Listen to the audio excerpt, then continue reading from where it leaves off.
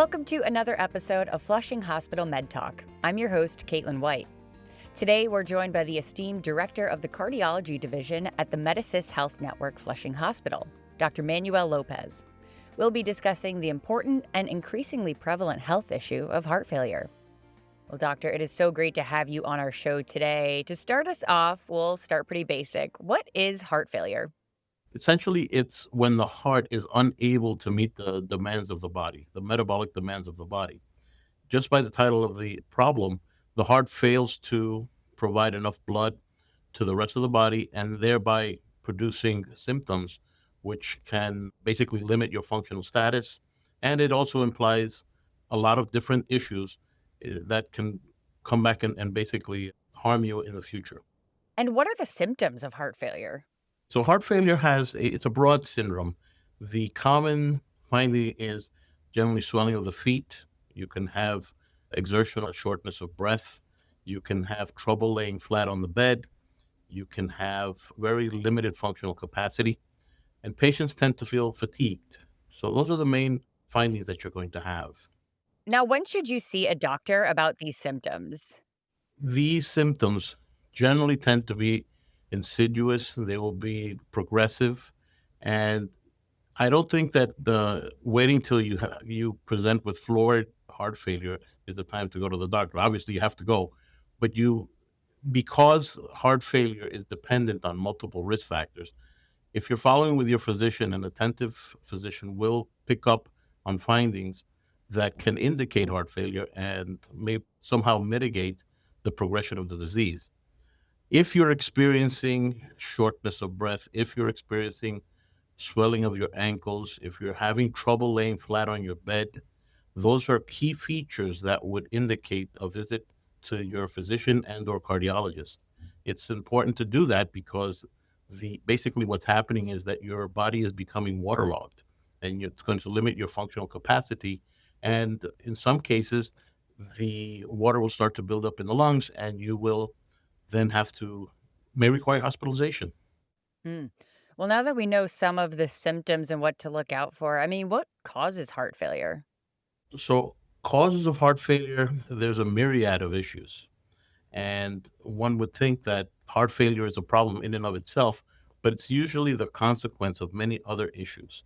And the things that basically will put you at risk for heart failure are the same symptoms that will cause the failure. For example, if you have uncontrolled hypertension, if you are obese, if you have diabetes, coronary artery disease, chronic kidney disease, these are all issues that will basically increase the risk of you having congestive heart failure in the future.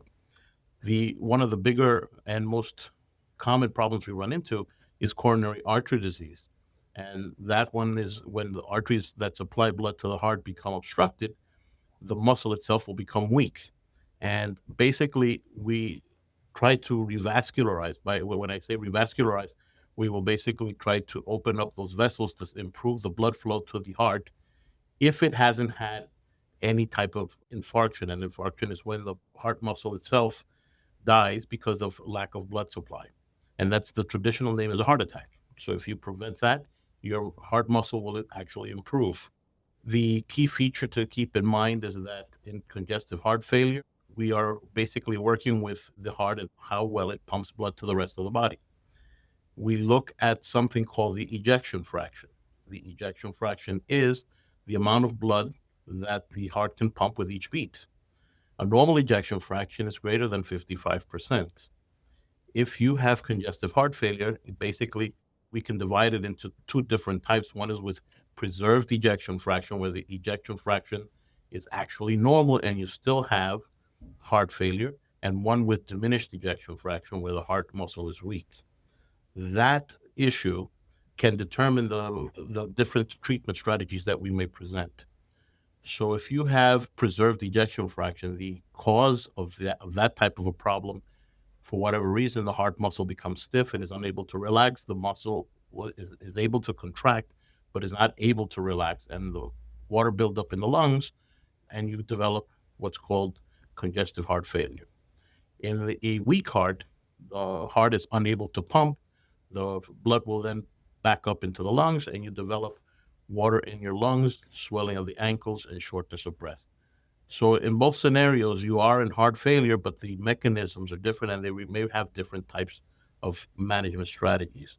So to answer your question, what can develop it? If you have uncontrolled high blood pressure, that can weaken the heart.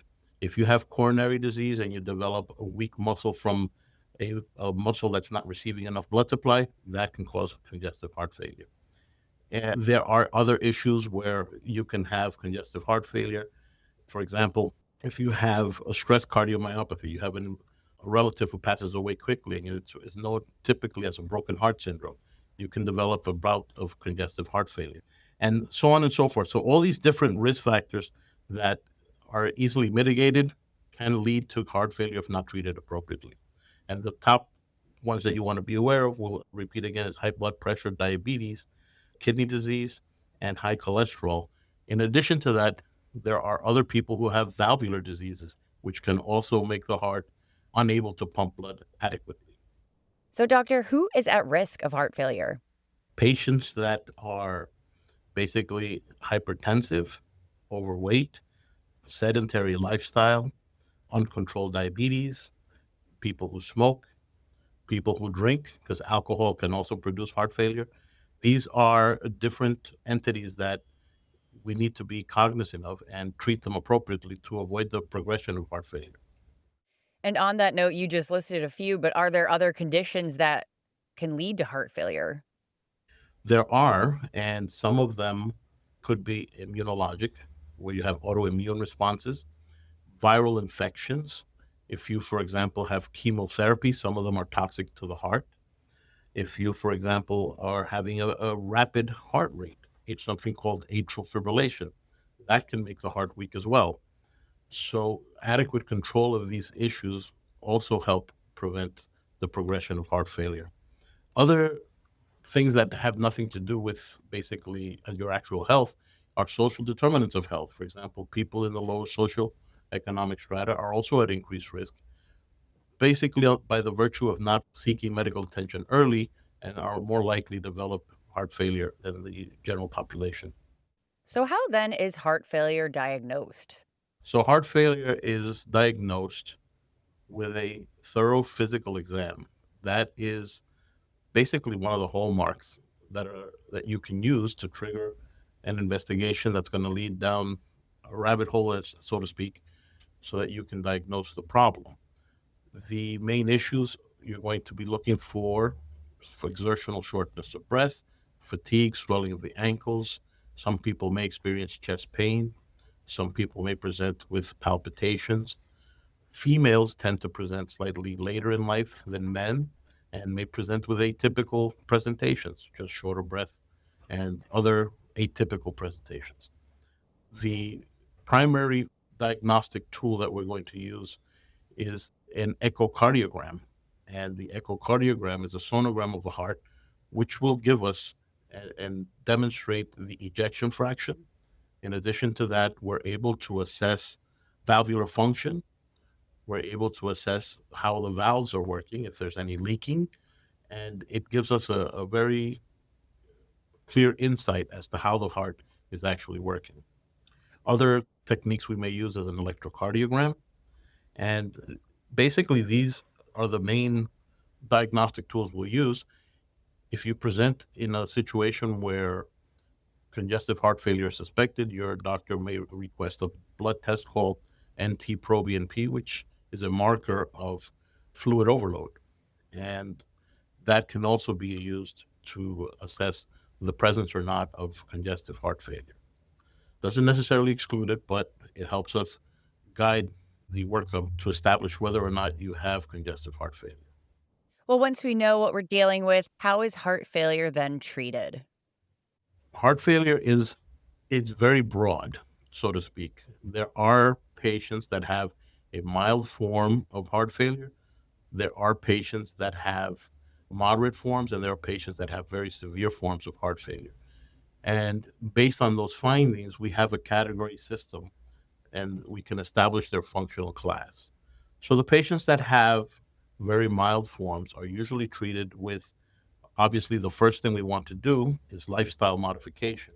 That's diet, exercise, weight management, blood pressure control, diabetes control, and try to mitigate unnecessary risk factors such as smoking and alcohol. That pretty much applies to all patients. Then, after that, we would institute a myriad of medications, which would include medicines from different groups, beta blockers, ARNIs, and diuretics. These medications help the heart work better. Some of them actually improve your survival, and they can improve the function of the heart and make people feel better. So those are the primary goals that you want to achieve. I always tell my patients that you live as long as your heart is good. If your heart is weak, you're not going to live too long. So we want to improve the function, and these medications achieve that because frequently they will be on a number of medicines and they'll be reluctant to take their medicines. They'll skip doses here and there. And that's something you want to try to avoid. A person who has congestive heart failure may improve their ejection fraction from a very low ejection fraction to a near normal one in some cases on medical therapy if they adhere to the dietary restrictions and they adhere to their medications. So it is important for you to follow the directions of your physician. There are other procedures which are more invasive, and that could be placing a defibrillator. And sometimes we do something called resynchronization, where the pacemaker will actually help the heart pump better because it's enlarged and it'll synchronize the ventricle to work more cohesively. If you have any type of valvular lesions, if you have any type of blocked coronary arteries, repairing those can improve the heart function. So those are other considerations that we may have. And doctor, can heart failure be prevented at all? It can, and here we'll return to the beginning of the conversation, treating underlying risk factors, which include high blood pressure, diabetes, cholesterol, and keeping a healthy lifestyle, diet, exercise, and weight management. These are key features that are going to prevent heart failure in the future. Can it erase all of them? Perhaps not, because there are some that are not dependent on that. But by and large, you will get a lot of bang for your buck by following those measures. And it's something that is not difficult to do and you should be doing anyway. Well, on that note, my last question for you today, doctor. Are there any lifestyle changes we can apply to lower the risk of heart failure? The National Institute of Health has a diet called the DASH diet, and it stands for Dietary Approach to Stopping Hypertension. And it's not a diet per se, it's more of guidance where you would do things that are kind of obvious: decrease your red meat intake, decrease the full fat dairy products, decrease or eliminate your sweets, decrease your salt intake, keeping it down to below 2 grams daily. And you want to increase your intake of vegetables. You want to increase the intake of fat-free dairy products. You want to increase fish intake, and you want to basically have healthy nuts, which would be almonds, walnuts, things of that nature. You can go online and pull up this DASH diet. It's very helpful. You want to adhere to the exercise recommendations from the American College of Cardiology, which include about 30 minutes of exercise 5 times a week, about 150 minutes a week. And those are recommendations for a minimum. If you can do an hour, that's even better. Those are the things that you want to do. You want to decrease, stay away from smoking, stay away from alcohol, and obviously try to control your diabetes, cholesterol, and the blood pressure. And you can do this with your primary care physician very easily. And goals are set for you to achieve, and they're pretty reasonable. In addition to that, taking all of your medication on a regular basis will also help prevent the progression of heart failure. Thank you, Dr. Lopez, for being a guest on our show today. And thank you for listening to this episode of Flushing Hospital Med Talk. We hope today's conversation has provided valuable insights into heart failure and how to better manage your heart health. For more information about the services Flushing Hospital offers, visit our website at flushinghospital.org/podcasts. Content of this podcast is intended for general information only and is not a substitute for professional medical advice. Always consult with a healthcare provider for personal advice.